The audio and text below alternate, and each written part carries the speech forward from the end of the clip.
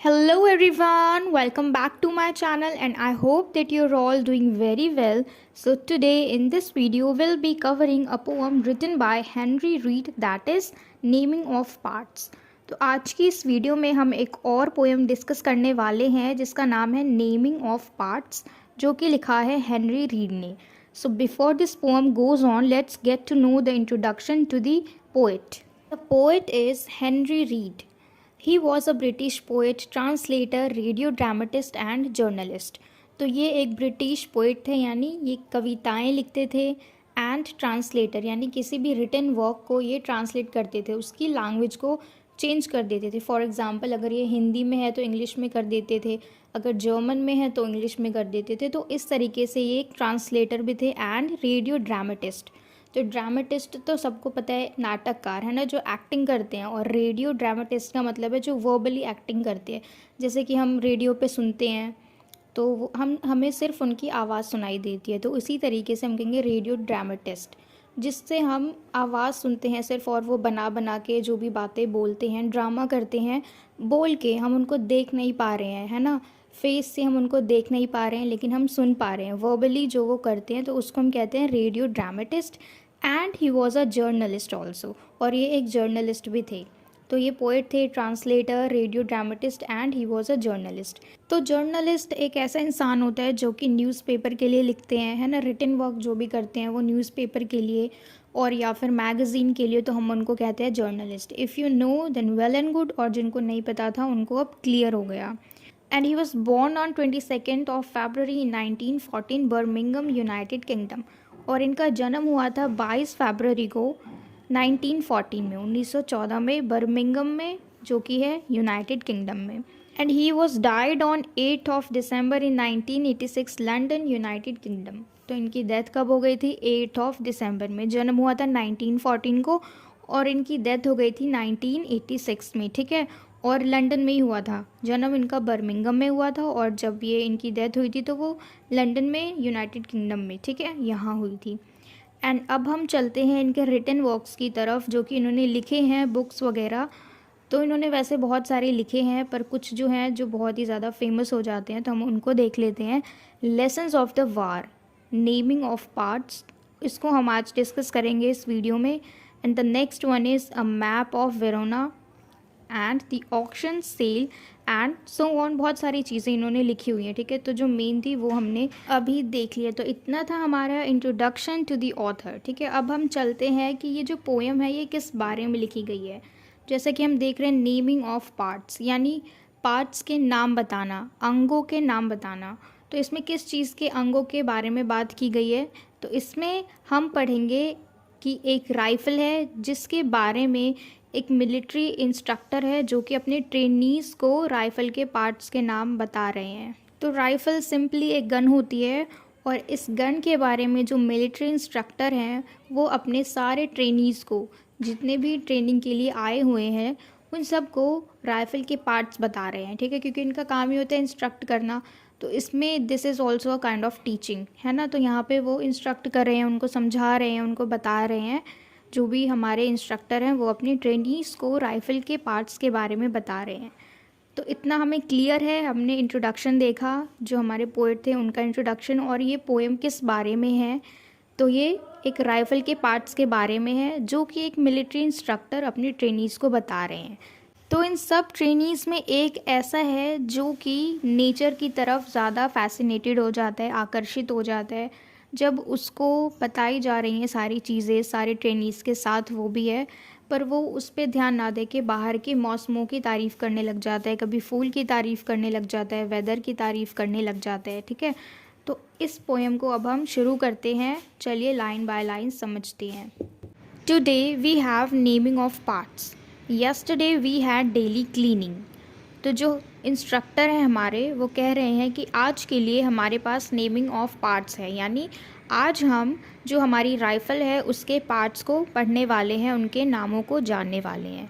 And yesterday we had daily cleaning, और क्या कहा उन्होंने कि कल तो हमने हमेशा की तरह सफाई करी उसकी, ठीक है, क्योंकि इनको डेली बेसिस पे साफ़ करना होता है, वरना फिर राइफ़ल अगर गंदे हो जाते हैं तो फिर इनको चलाने में मुश्किल आती है, इजीली वो नहीं चलते हैं, ठीक है। तो इसलिए वो कह रहे हैं कि today we have naming of parts, yesterday we had daily cleaning, कि आज के लिए हमारा काम ये है कि हम राइफ़ल के पार्ट्स के नामों को जानेंगे और कल जो हमने हमेशा की तरह इसकी सफाई करी थी। And tomorrow morning we shall have what to do after firing, और क्या कह रहे हैं कि और फिर कल हम क्या करेंगे, हमेशा की तरह जो हम करते हैं, बंदूक चलाते हैं, फायर करते हैं, हमारे ही जैसे दूसरे जो लोग हैं, जो दूसरे सैनिक हैं, जो अपोजिशन पार्टी जो होती है ना, तो उनके ऊपर हम फायरिंग करेंगे। तो उन्होंने आज की बात की और जो पुराना वाला कल था जो बीत गया यस्टरडे, उसमें इन्होंने हमेशा की तरह सफाई करी, और जो अब आने वाला कल है उसमें क्या करेंगे, इस राइफ़ल का यूज़ करेंगे। But today we have naming of parts, तो कह रहे हैं लेकिन आज के लिए हमारे पास यही काम है कि आज हम इस राइफ़ल के पार्ट्स के नामों को जानेंगे। Japonica Glisson's like coral in the neighbouring garden. अब देखो यहाँ पे बिल्कुल एकदम से बात चेंज हो गई। यहाँ पे एक राइफ़ल की बात चल रही थी, अभी तक जो इंस्ट्रक्टर थे वो राइफ़ल के बारे में बात कर रहे थे कि अभी आज के लिए उनके पास क्या टॉपिक है और कल उन्होंने क्या किया और आने वाले कल में वो क्या करेंगे। लेकिन अब यहाँ पे अचानक से बात चेंज हो गई। Japonica it's a flower name, ये एक फूल का नाम है जेपोनिका, जो कि ग्लिसन कर रहा है like a coral in the neighbouring garden. अब ये लाइन किसने बोली, जो ट्रेनीज़ बैठे हुए हैं उनमें से किसी एक ने ये बात बोली। अब हम सारे स्टांजा में देखेंगे कि कुछ बातें हमारी राइफ़ल के बारे में हो रही हैं जो कि हमारे इंस्ट्रक्टर कर रहे हैं, और फिर उसी स्टांजा में जो एक दो लाइन होंगी वो एक ट्रेनी बोलेगा जो कि वहाँ पे ट्रेनिंग ले रहा है, लेकिन उसकी बात थोड़ी सी अपोजिट होगी। वो नेचर को देख रहा है, अपने आसपास के इलाके को देख रहा है, क्योंकि उनका जो ट्रेनिंग चल रहा है अभी वो बाहर चल रहा है, ठीक है, किसी बड़े मैदान में। तो लाइन से सारे बैठे हुए हैं और एक उनका इंस्ट्रक्टर है जो कि उनको गाइड कर रहे हैं, उनको समझा रहे हैं। और उसी बीच जो एक ट्रेनी है उसने पूरी बात पलट दी। उन्होंने क्या कहा, जेपोनिका ये एक फूल का नाम है। उन्होंने कहा कि जेपोनिका देखो ये फूल कितना ज़्यादा चमक रहा है, कितना ज़्यादा सुंदर है, जैसे कि कोई कोरल हो। अब ये कोरल क्या होता है, ये एक तरीके का वैसे एनिमल कहा जाता है, और इसका जो स्ट्रक्चर होता है थोड़ा सा ये थोड़ा जेलीफिश की तरह लगता है, और ये पानी के अंदर ही होता है। तो क्योंकि वो हमेशा शाइन करता रहता है, तो इसलिए यहाँ पे वो ट्रेनी कह रहा है कि जेपोनिका ये कितना सुंदर फ्लावर है और ये किस तरीके से चमक रहा है जैसे कि कोई कोरल हो इन द नेबरिंग गार्डन। आसपास के पड़ोस में जो भी गार्डन्स वगैरह बने हुए हैं, जो भी बगीचे हैं, उनके अंदर ये जो फूल है जेपोनिका ये कितना ज़्यादा चमक रहा है। अब फिर से बात आ गई, and today we have naming of parts, लेकिन आज के लिए हमें क्या करना है, जो राइफ़ल है उनके पार्ट्स के नामों को जानना है। तो ट्रेनी यहाँ पे एक तरीके से ये बताना चाह रहा है कि कितना भी सुंदर क्यों ना हो ये नेचर, लेकिन हमारा काम क्या है कि हमें वार के अंदर एंट्री करनी ही है, युद्ध हमें करना ही है, चाहे मौसम कैसा भी हो, चाहे नेचर कितना सुहावना हो, पर फिर भी इनका जो काम है लड़ाई का, युद्ध का, वो कभी छूटेगा नहीं।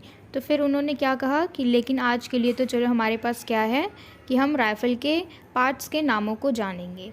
तो ये हमारा एक स्टांजा, जो फर्स्ट स्टांजा था वो कंप्लीट हो गया। अब हम चलते हैं नेक्स्ट पे, ठीक है, second stanza. This is the lower sling swivel.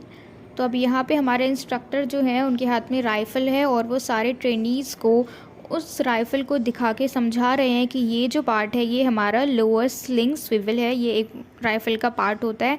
And फिर वो कहते हैं कि this is the upper sling swivel, और ये जो है ये अपर स्लिंग स्विवल है, यानी लोअर और अपर ये दोनों बता रहे हैं। और फिर वो कहते हैं कि who's use you will see, जिसका इस्तेमाल आप आगे देखोगे जब आप इसको यूज़ करोगे।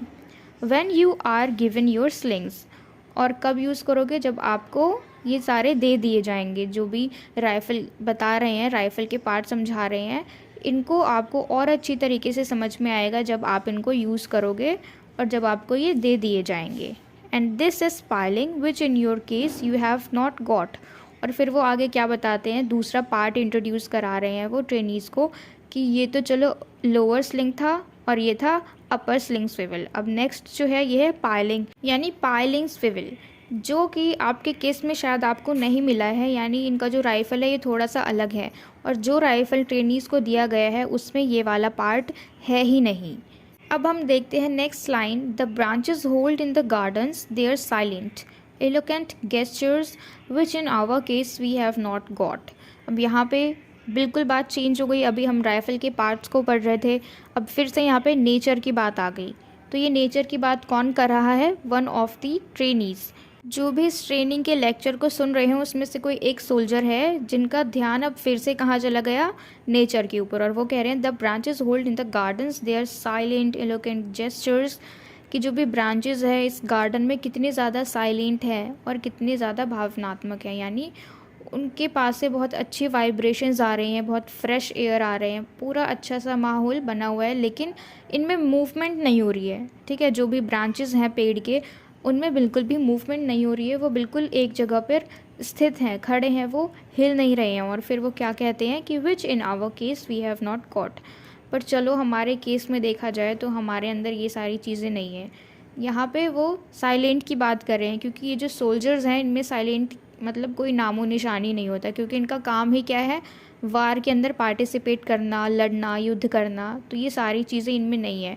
और अगर हम भावनात्मक रूप से देखें तो अगर इनके अंदर दया की भावना हुई तो फिर ये किसी को मार ही नहीं पाएंगे।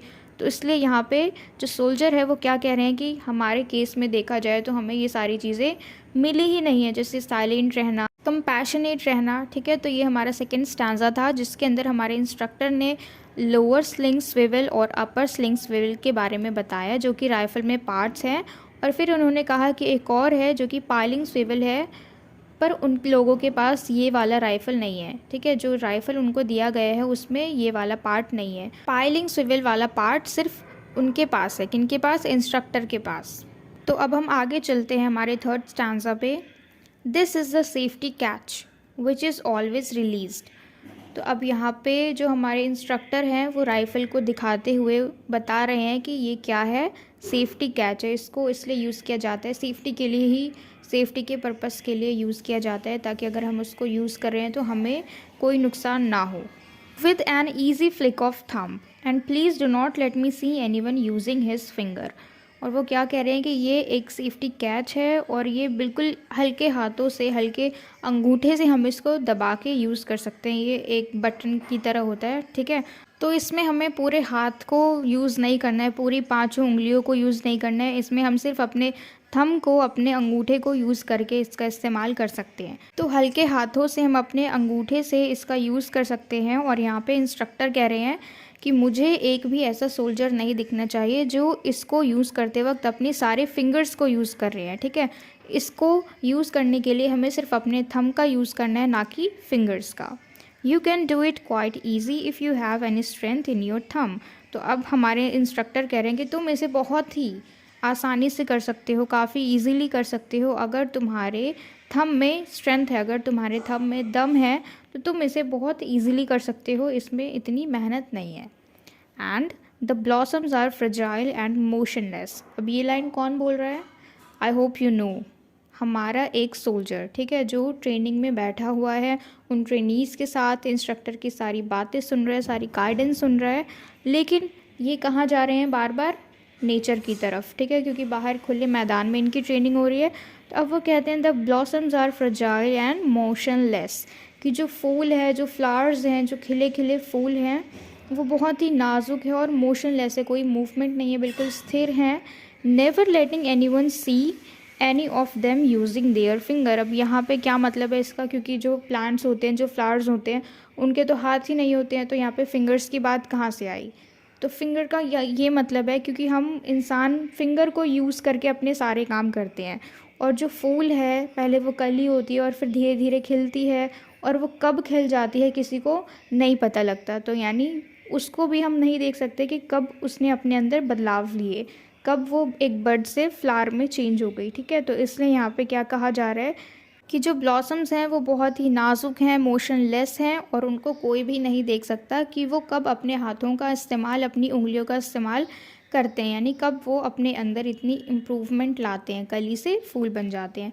लेकिन ये लाइन किसने कही? हमारे इंस्ट्रक्टर ने कही। तो इनका ध्यान जो है हमारे सोल्जर का, वो बाहर तो जा रहा है, लेकिन अभी भी इनके दिमाग में इंस्ट्रक्टर की बात घूम रही है, इसलिए उन्होंने ये लाइन बोली कि never letting any one see any of them using their finger. हमारे इंस्ट्रक्टर ने ये बात इसलिए कही थी क्योंकि जो सेफ्टी कैच है उसको हमें अपने सारे उंगलियों से नहीं बल्कि सिर्फ एक थंब से यूज़ करना है ना।